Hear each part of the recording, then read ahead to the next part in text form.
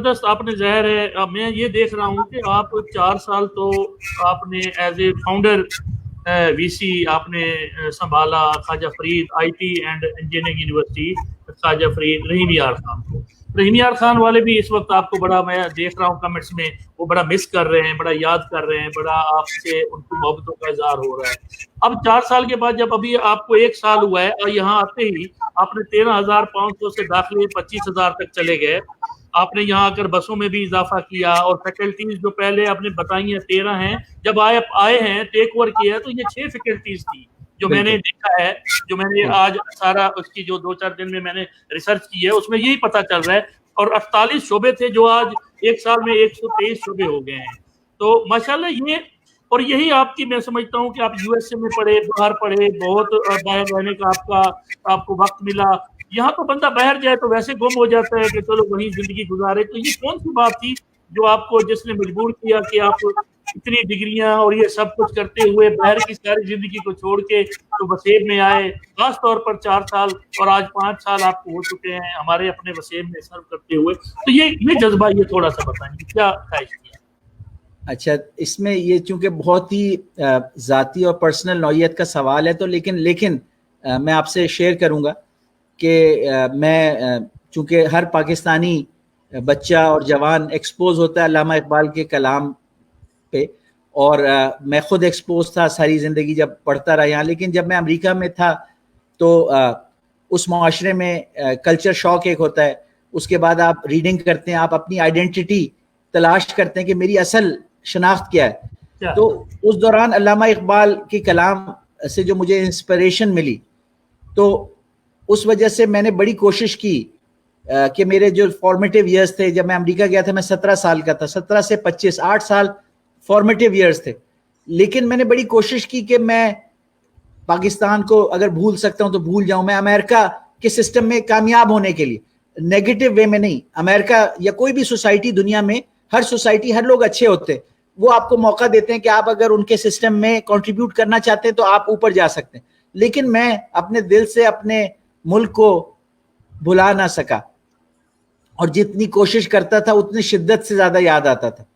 اور پھر وہ دل میں آتا تھا وہی بچپن کے وہ سنے ہوئے کہ میں چھوٹا سا ایک لڑکا ہوں پر کام کروں گا بڑے بڑے, کہ اپنے کنٹریبیوٹ اپنے ملک کو کرنا, اپنی قوم کو کرنا, اپنے لوگوں کو کنٹریبیوٹ کرنا. تو وہ اس وجہ سے میں پھر 96 میں واپس آ گیا. اور علامہ اقبال کے جو شعر ہے اس میں ایک جو فلسفہ ہے کہ اس کو کئی طریقوں سے اظہار ہوتا ہے, لیکن ایک اظہار اس کا یہ ہے کہ قوت عشق سے ہر پست کو بالا کر دے, دہر میں اس میں محمد سے اجالا کر دے. تو یہ جو پیغام ہے کہ وہ جس کو لوگ پست کہتے ہیں, کہ جس کو لوگ انڈر ڈاگ کہتے ہیں, انڈر ڈیولپڈ کہتے ہیں, کمتر کہتے ہیں, لیکن وہ بظاہر اس طرح ہے اگر آپ محنت کریں تو وہ جو کمتر ہے وہ برتر ہو سکتا ہے.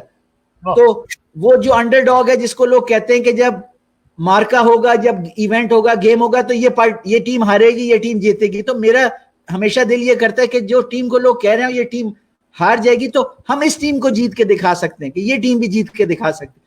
تو نہ صرف یہ کہ قوت عشق سے ہر پست کو بالا کر دے, دہر میں اس میں محمد سے اجالا کر دے, یا کی محمد سے وفا تو نے تو ہم تیرے ہیں, یہ جہاں چیز ہے کیا لوح و قلم تیرے ہیں.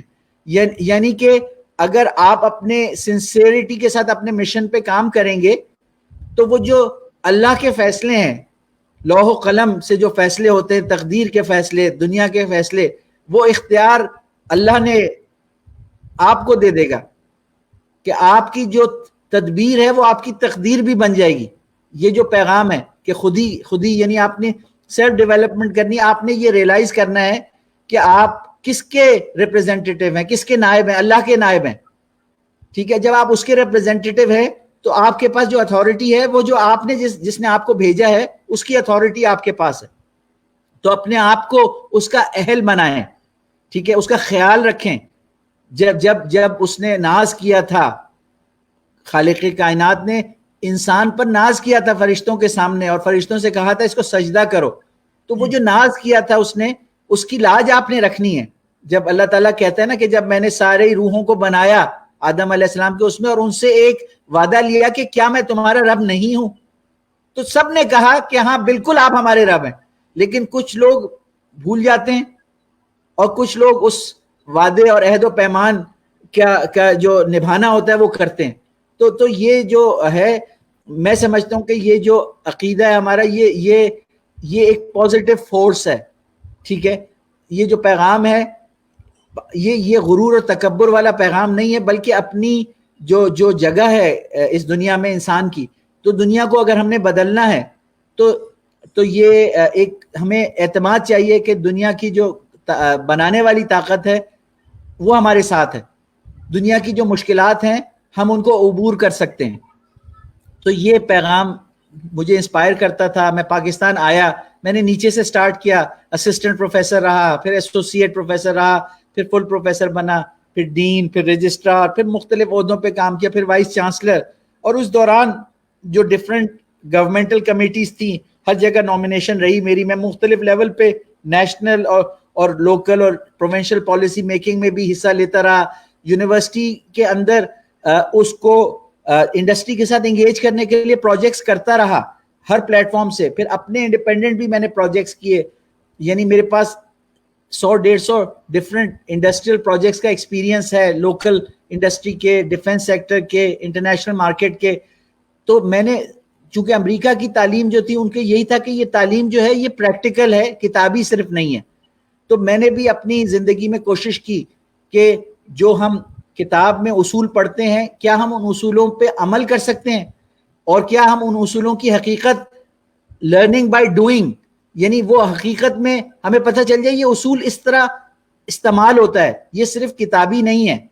تو جب انسان کو یہ پتہ چلتا ہے تو اس کو جو علم کی جو مٹھاس ہے وہ اس کو سمجھ میں آتی ہے. تو میں سمجھتا ہوں کہ جو یونیورسٹی کے اساتذہ ہیں وہ بڑے ان کا اہم رول ہے.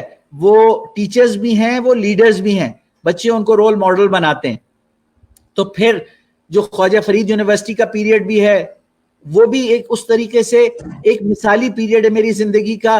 بڑی مشکلات تھیں, بڑی پریشانیاں تھیں, سٹریس تھا. ایک پروجیکٹ 4 بلین کا ایک نئی ٹیم بنا کے ادھر کرنا, اس کو کامیابی سے کرنا, تو اس میں ڈیفینیٹلی ہارڈ شپس ضرور تھیں, لیکن ٹیم ورک سے جو کامیابی ہوئی وہ ٹیم بلڈ ہوئی, وہ تجربہ لوگوں میں آ گیا. آج بھی وہ موجود ہیں, آج بھی کوئی بھی ٹیم کا وہ حصہ بن سکتے. تو ہمیں اپنے جو ہیومن کیپٹل ہے اس کو ڈیولپ کرتے رہنا ہے. یونیورسٹیز نے یہ کرتے رہنا ہے. یونیورسٹیز کو ایک مثال ہونا چاہیے. اگر اسلامیہ یونیورسٹی بہاولپور ایک گروتھ اور ڈیولپمنٹ پاتھ پہ جا رہی ہے جبکہ ملک میں اکانومی نیگیٹو سائڈ پہ ہے, مایوسی اگر ہے کچھ لوگوں میں, تو اسلامیہ یونیورسٹی دکھا سکتی ہے کہ نہیں دوسرا رستہ بھی ہے. ایکسپینشن, گروتھ, ترقی, ٹیم ورک, ریسورس موبلائزیشن. اللہ نے آپ کو بھی وہ چیزیں دی ہیں, کسی کو محروم نہیں کیا. ہاں, لیکن ہیومن کیپٹل ڈیولپ کریں گے تو جو ورلڈلی کیپٹل ہے اس کو استعمال کر سکتے ہیں.